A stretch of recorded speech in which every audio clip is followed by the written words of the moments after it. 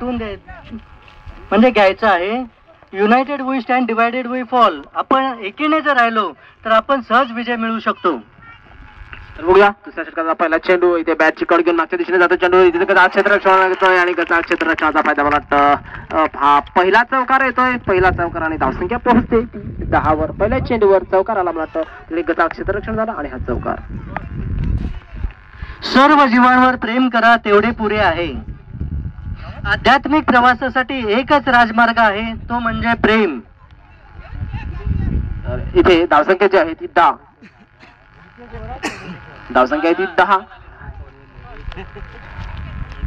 1.1 षटकांच्या समाप्तीनंतर धावसंख्या आहे ती बिनबाद 10.